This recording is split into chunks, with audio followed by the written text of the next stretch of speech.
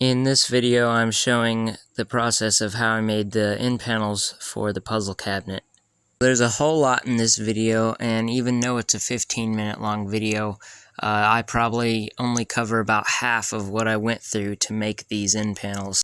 But I did my best to take pictures and to document the process of making them as much as I could. And I also tried to explain in the video and arrange pictures in a way that all of you watching can understand what's going on while I'm making it. But anyway, I hope you enjoy the video, and let's get into it. So first I arranged the panels of veneer how I wanted them, and then held them together with some gum tape. Then I clamped the panel. 2 hours later. And after they dried, I went on and cut some dados around the walnut burl for the Wingay border. Now here's the Wingay border pieces, and then I just glued them all in, and they all fit very tightly, so I didn't need a lot of clamping pressure. And then I did a 3/4 inch dado around all the panels for the walnut frame to glue into. Okay, so got the walnut panel, got the drawer hole cut out, and it's not thick enough, so I added on a piece of 1/2 inch plywood and glued it all the way around the edges to where this back interior panel will sit flush to these sides. And this will all get glued around, and then I'm going to clamp this panel onto it.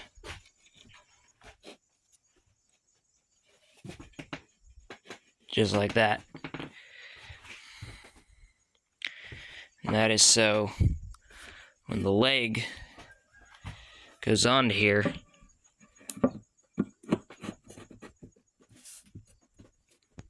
it sits flush on the interior. And then on the front side, we have our 1/4 inch panels stepped back.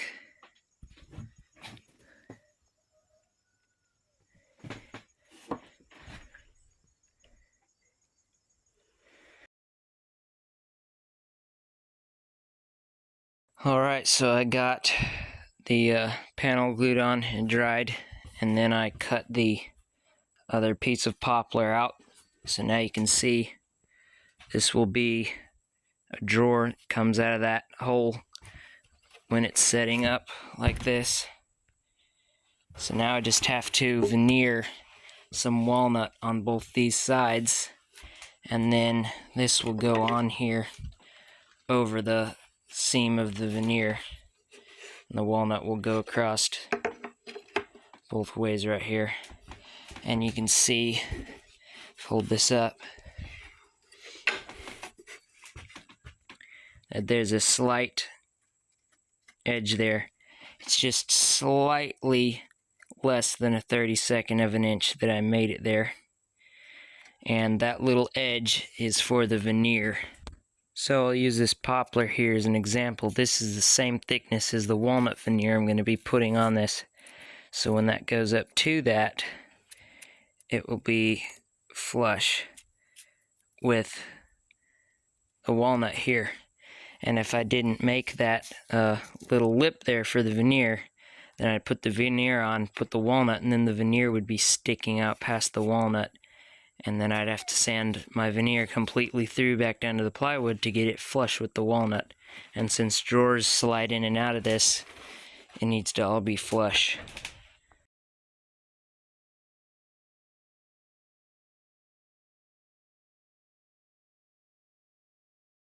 Okay, so I got the walnut glued here in the centers, and I'm just started gluing the top right here in this one. So once all that gets dry and I clean up all the glue and completely finish sand the panels, I'll be able to glue the legs onto this one. And the other one here had a little bit of a mess up on it, so when I was finished sanding these panels, I sanded through the veneer.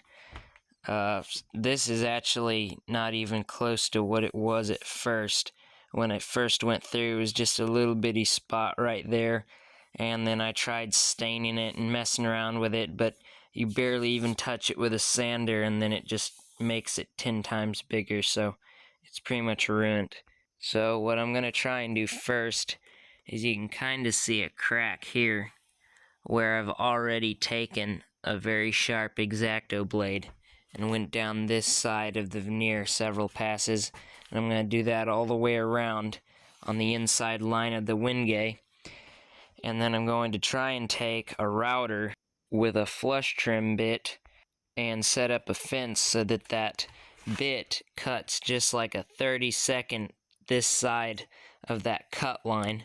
I'm going to try and go all the way around with it, and it'll be at the depth of my veneer, so it's not going to be cutting very much out. I'm just going to cut all the way around, then cut all the inside out, and then that little bitty left over bit around the edge, I can just take a knife and chip it right out. Kind of the process you'd use to like inlay a compass in some veneer panel or something, except instead of inlaying something, I'm removing it. And then I have a walnut burl that's the exact same book matched piece as this, and I'm going to attempt to cut it perfectly to size and set it back into this hole and use it as my replacement piece. I definitely wouldn't attempt making this large and fancy of a cabinet as your second project doing veneer, because there's mistakes like that I really would rather not make on this project, and it would have been better if I would have made that mistake a couple projects before this on a smaller piece that doesn't matter as much as this one. So I'm kind of learning things and gaining experience every single step of the way of this cabinet, which means there's going to be a lot more mistakes on it than if I was doing several other smaller projects before this one. But whatever, I'm already into this, so I just gotta fix it and move on.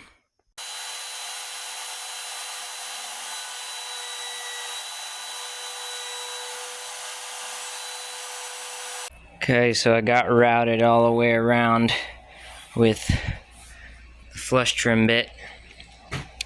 And now I just gotta cut out all the inside part of the burl. And then this is a piece of scrap veneer that's the same thickness as my replacement burl. And you can see that it's right on the same thickness as the depth of my crack I'm cutting. So, should work perfectly.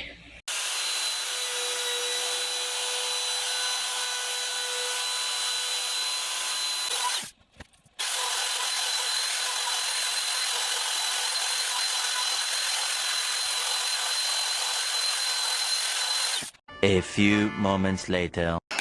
I routed out all the old veneer, and then I cleaned up all the corners here on the wingay for the border around it, and then I cut this piece. It's fairly close to perfect book matched, but since I wasn't able to use a sequential piece from the pack, it's a little bit different because it's several sheets further into the stack of veneer than this one I had to cut out was. But you can see it fits down in the hole pretty tightly. Veneer's flush with the wingay. But that'll just go right in there. Clamp it down on in there with some Gorilla Glue, and then hopefully after it dries it'll look like it did before. 2 hours later. Alright, so I just took it out of the press and I think it's gonna work out. There's no bubbles in the veneer. All the corners are flat. The veneer didn't overlap onto the wingay border or anything. So I think this was a success. Now I've just got to make sure I don't sand through it again. So the panel's pretty much done now. This has actually been about a week since I re-glued the veneer on there. You can see all these glue spots. There's a few spots in the wingay that there was a corner that got kind of chipped off right before I glued the veneer on. So that left kind of a slight chip out hole in a bit of the wingay. So I've just filled all those with some Type Bond Dark mixed with the wingay sawdust, and it's been working out pretty good. So once all these little spots dry, I can finish sanding it off. And what I learned my lesson from was I started out sanding it with 80 grit, and you're supposed to start out sanding with 180. Well, for some reason in my head I was thinking I had 180, but I actually had 80. So now I'm starting out sanding with 220 grit sandpaper and then going up to 320 to make sure that I don't sand through it again. So yeah, I think it's gonna work out just fine this time. And after I get this sanded off and all the panels get their finished 320 sanding, I'm going to start gluing the walnut in just like I did on the other panel.